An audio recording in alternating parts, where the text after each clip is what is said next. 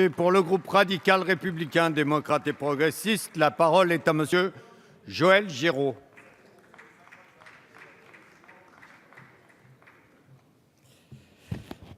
Monsieur le président, messieurs les ministres,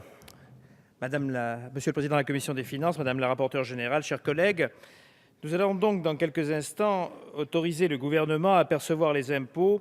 qui, même s'ils baissent de manière significative à hauteur de 2 milliards d'euros pour les foyers moyens et modestes,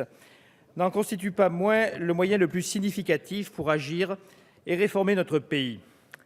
L'évolution spontanée des recettes dépassant la progression des dépenses de quasiment 10 milliards d'euros,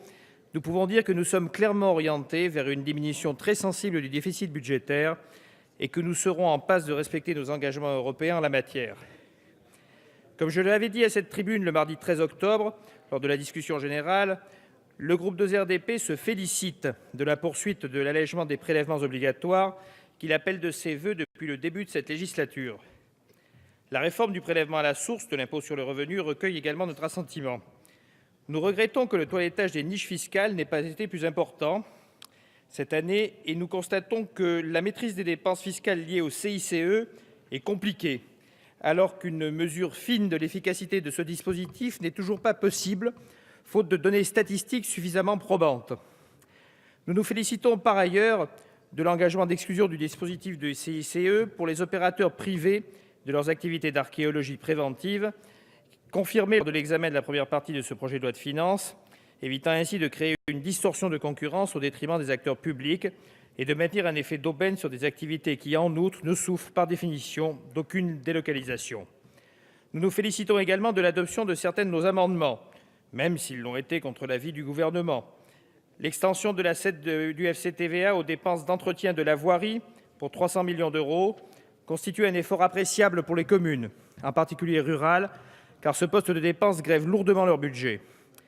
L'atténuation du plafonnement de la TACVAE pour 2016 de 20 millions d'euros va privilégier un effort soutenable pour le réseau des chambres de commerce et d'industrie et permettra de se rapprocher de la trajectoire triennale fixée par la loi du 29 décembre 2014 de programmation des finances publiques, qui prévoyait de limiter la baisse du plafond des taxes affectées aux opérateurs à 135 millions d'euros, tout en ouvrant le débat en deuxième partie sur une meilleure péréquation, notamment au profit des chambres de commerce et d'industrie en difficulté, notamment en zone rurale ou isolée, et qui pratiquent à la fois innovation et formation dans des zones reculées. L'extension de l'amortissement fiscal supplémentaire exceptionnel sur certains achats d'équipements industriels ou poids lourds fonctionnant au gaz naturel et au biométhane carburant, ce pour une durée de 2 ans et pour un coût de 5,2 millions d'euros. L'élargissement de l'assiette de la taxe sur les transactions financières aux transactions intrajournalières afin d'augmenter les financements pour la solidarité internationale et la lutte contre le changement climatique. Cet amendement a l'immense mérite d'anticiper la future transposition de la directive européenne, tout en permettant de satisfaire les engagements du Président de la République en matière de financement de la solidarité internationale. Je suis d'autant plus satisfait de cette disposition que nous avons modestement contribué, lors de son examen en séance publique, à éviter qu'elle ne soit censurée par le Conseil constitutionnel.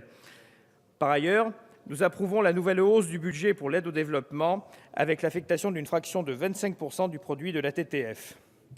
Par ailleurs, nous sommes satisfaits de la déclaration du secrétaire d'État en séance au sujet de l'augmentation à hauteur de 20 millions d'euros de la participation de la société de financement locale afin d'aider les hôpitaux publics ayant contracté des emprunts toxiques. Autant de motifs de satisfaction, je n'aurai pas le temps d'évoquer l'ouverture du débat sur l'élargissement du FCTVA aux locations de longue durée,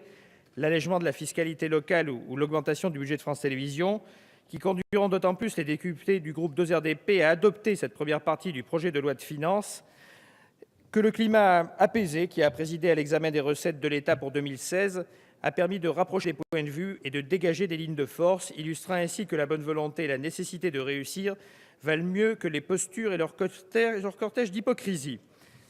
Permettez-moi toutefois d'insister sur la nécessité de transparence absolue qui doit présider à la réforme de la DGF, que nous espérons tous le plus équitable possible dans un budget contraint. Je vous remercie. Merci, monsieur Joël Giraud. Pour le groupe Gauche démocrate